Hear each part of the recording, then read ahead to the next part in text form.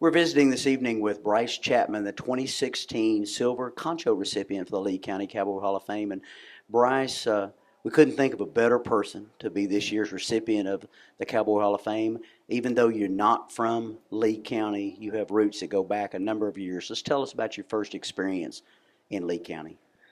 Well, my first opportunity to trick rope, LaJean Burnett called me in 1989. I was in school. It was my second year of college. And I came over here and she said, we're going to have a Staked Plains Roundup for 3,000 or 4,000 kids. And came over here and she had me do a show every 15 or 20 minutes all day long in the Watson Hall. And I bet we did 15 or 20 shows a day for 2 days in a row. And then we'd do 5 or 6, maybe 7 of them outside. And I've been through 3 horses since it began coming over here. I guess it's 27 years ago. I'm thinking it's been quite a long time ago, but I've had a lot of fun.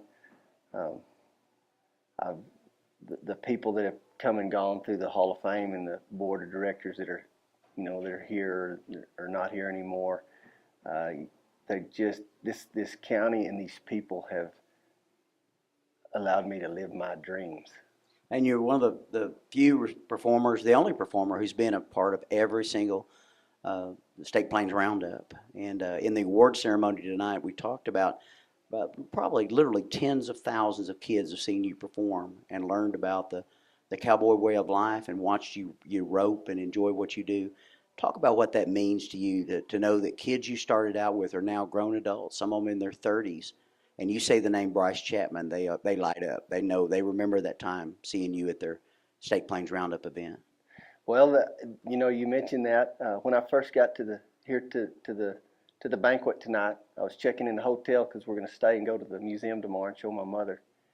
And the young man that was checking everybody in, he's the registering everybody and checking everybody in the motel.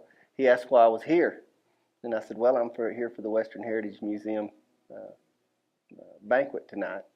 And he goes, "Oh, well, that's right down here in this banquet hall down here." And I said, "Well," he goes, my favorite time that I'd ever had in school was when I went to the Lee County Cowboy Hall of Fame, and there was a guy there, he was trick roping.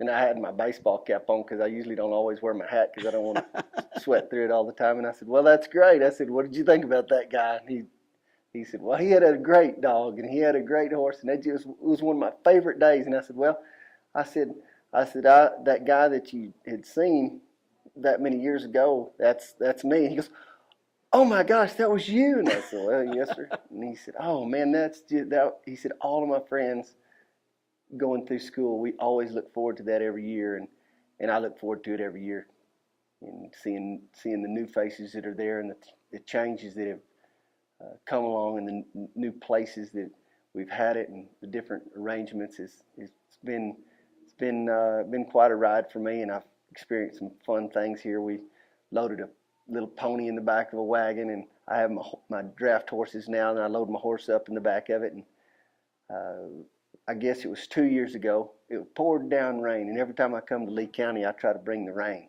We appreciate that. That's what I tell everybody, because every time I see them come over here, it rains. And I guess it had rained 14 inches that year. And I had never loaded my ducks in the back of that wagon.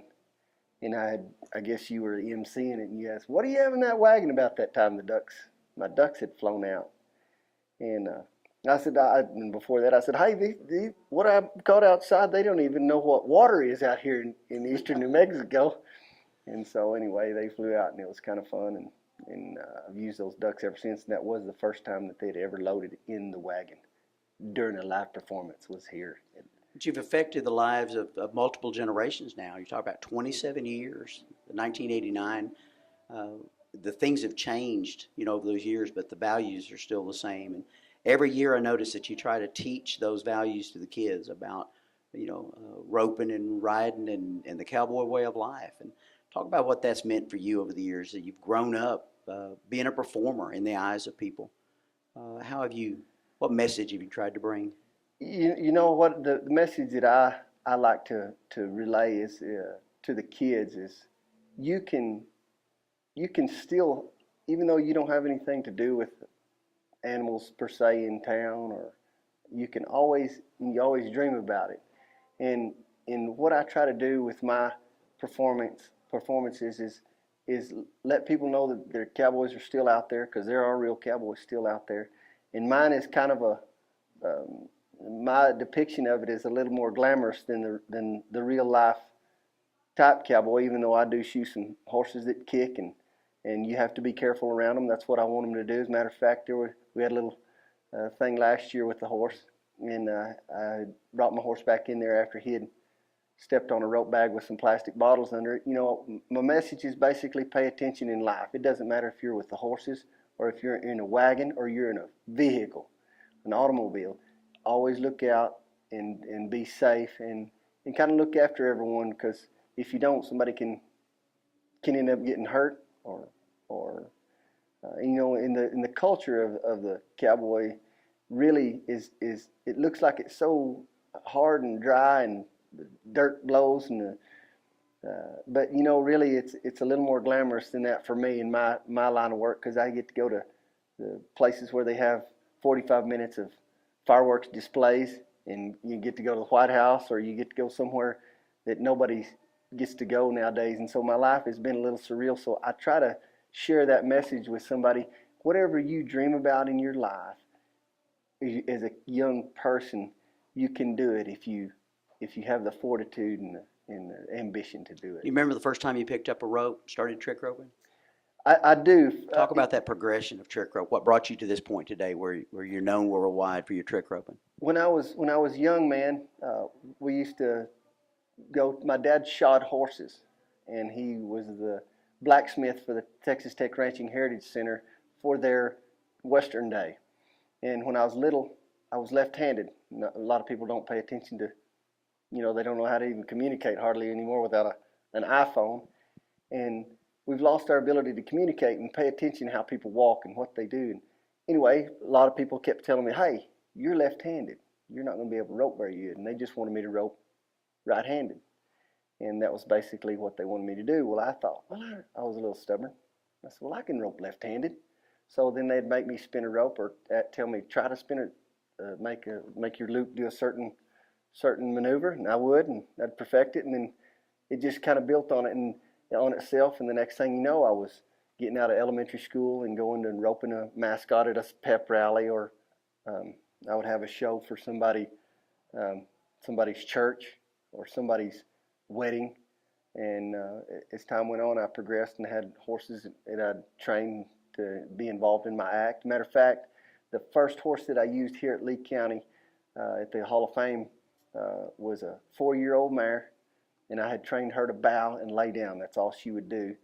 And I used her for several years, and then I started using my paint horse, and I had trained him. He did about 14 tricks, and then he passed away, and I have a black horse that does, he does probably 8 or 10 really good tricks, and he's not like the other ones, but they're all different. They're just like people. They're all unique, and we just hope people build upon what they, and that's our job as people, to point out what interest kids have, and let them focus on that and channel them in that direction, because you know nowadays you can go astray.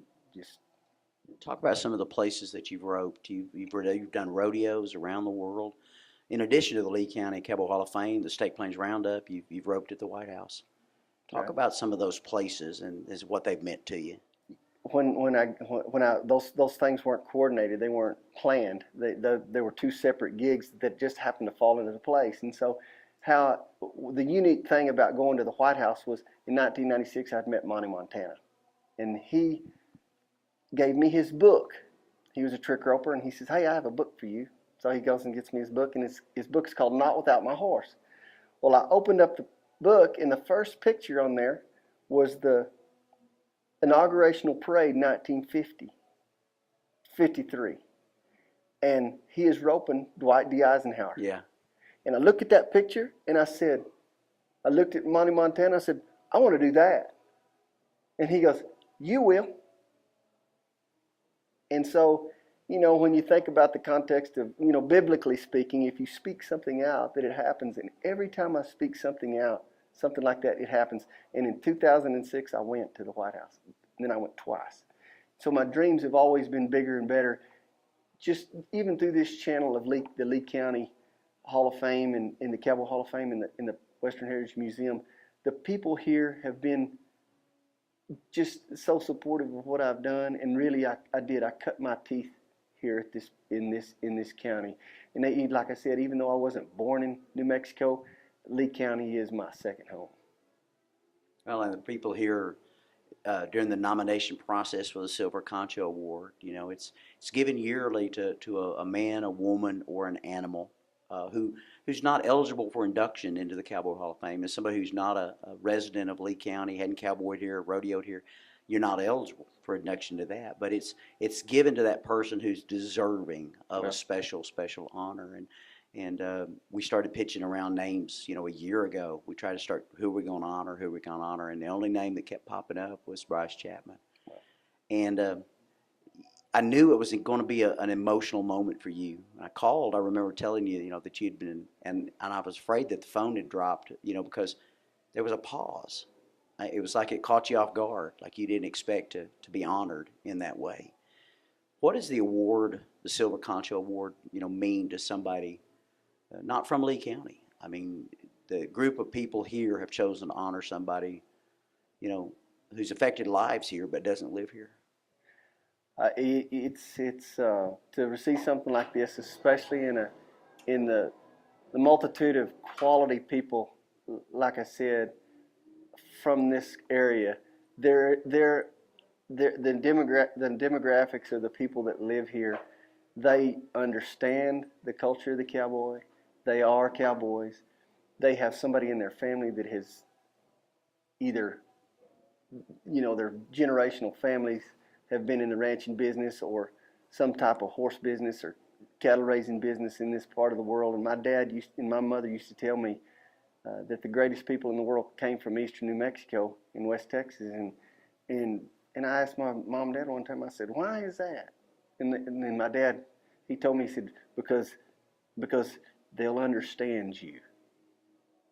And as time's gone by, they understand what hard work it takes to get to where they are, and I feel grateful that they even acknowledge my name in their conversations from a perspective of what a cowboy thinks about. It's just it's meaningful, it's impactful, it's profound.